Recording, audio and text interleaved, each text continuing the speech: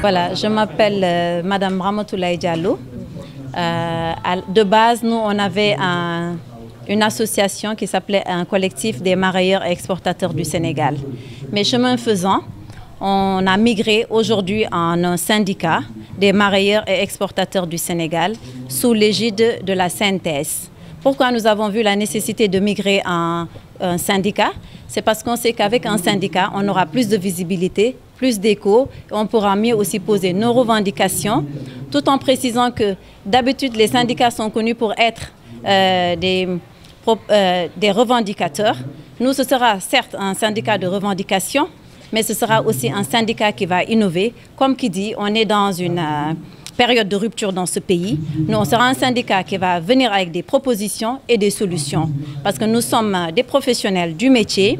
nous connaissons les problèmes, comme tous les Sénégalais, parce que c'est quelque chose qui est flagrant, donc on n'a pas besoin d'épiloguer dessus. En revanche, pour ce qui est des pistes de solutions et des propositions, je pense que seuls les professionnels sont informés, sont imprégnés, et nous sommes là pour apporter ça, et aussi pour un mieux-être des marailleurs. Parce que comme on le sait, les marailleurs, c'est des grands travailleurs. Quand on dit les soldats de l'économie du Sénégal, moi je dis les pêcheurs et les marailleurs, parce que nous sommes les pourvoyeurs de devises, poste numéro 1 de pourvoyeurs de devises dans le PIB de ce pays. Donc il est normal qu'aujourd'hui, nous soyons reconnus en tant que travailleurs et qu'on puisse aussi prétendre à nos droits, parce que nous, nos devoirs, on les connaît. Il nous manquait maintenant qu'on nous reconnaisse et qu'on nous donne nos droits.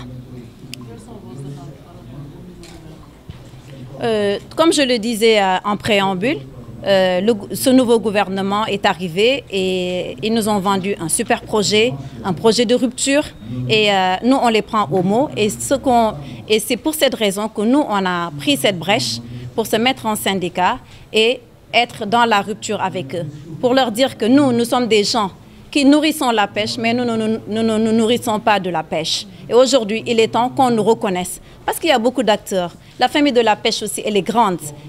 et divisée. Mais aujourd'hui, les gens qui mouillent le maillot, qui sont sur le terrain, parce qu'au Sénégal, quand on se réveille à 3 h du matin,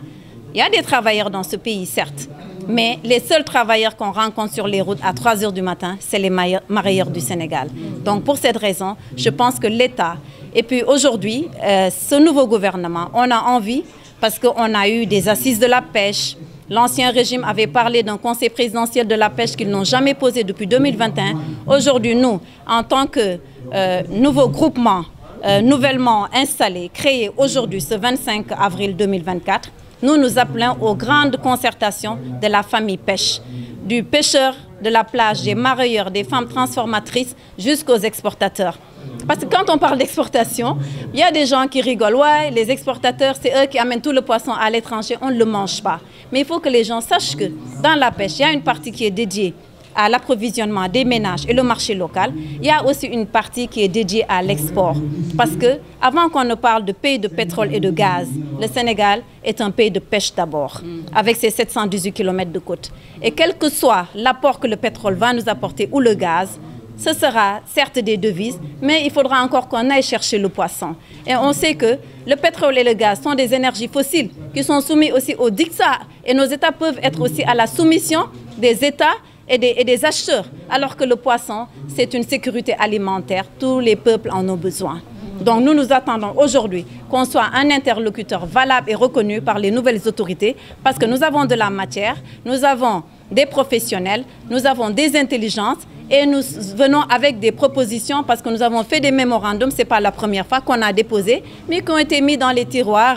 classés aux oubliettes. Donc on est là, on est présent, on leur tend la main, parce qu'eux, ils veulent travailler, nous voulons travailler. Je pense qu'on va trouver rapidement un point d'entente et des accords.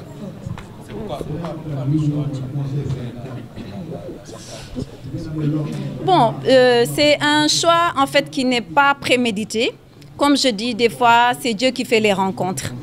Parce qu'on a rencontré Madame Soukaina Seck, qui est chargée de la massification au niveau de la CNTS et de la syndicalisation. C'est elle qui nous a dénichés, parce qu'elle nous suivait, elle voyait ce qu'on faisait, comment on était dynamique et engagé. Mais elle nous a dit, mais madame, vous brassez du vent. Vous êtes dans une association, avec ça, vous n'allez jamais évoluer. on va vous appeler à gauche, à droite. Mais si aujourd'hui vous vous réunissez en un grand syndicat, vous embrassez tous les corps de métier, vous venez, un syndicat, c'est une organisation bien structurée qui peut être un interlocuteur valable face au pouvoir public, face à l'État, face même aux partenaires internationaux. Et on a vu aussi l'intérêt qu'il y a derrière un syndicat. Comme je le disais tantôt,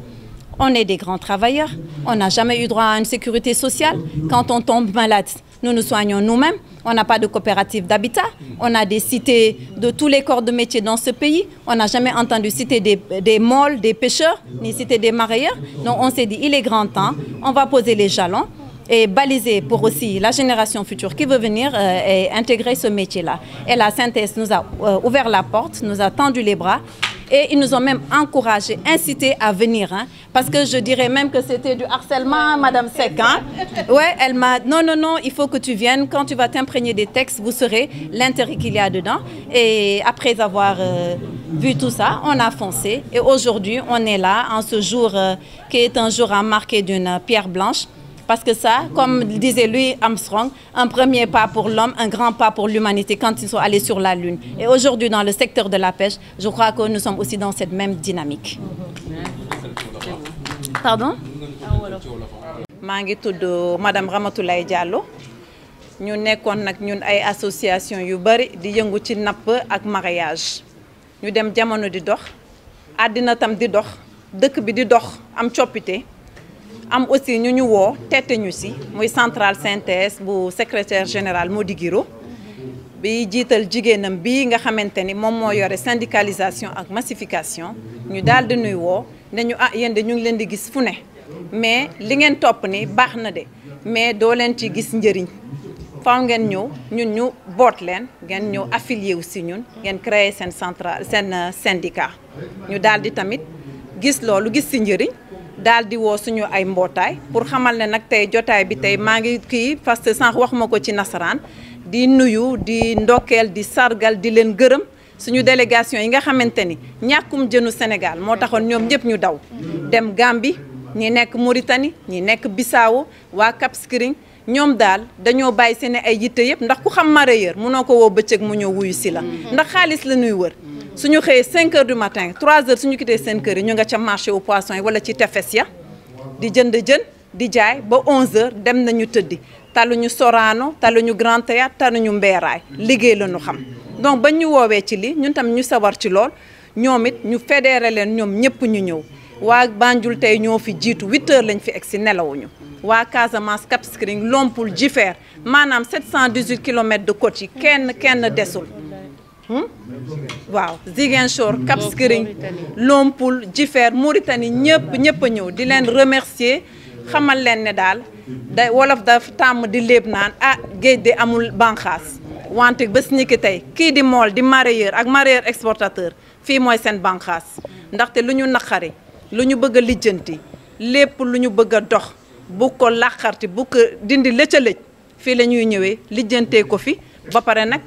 nguur gi war ñoo mën a jox gëdd parce que syndicat nag dafa am dayoo loolu moo tax ñu daal di décider tey samp suñu kuréel gi. waaw ñun nguur gi moom dañ cee xaw a am xel bu dal ndaxte dañoo yore woon seeni programme dig réew mi lu bari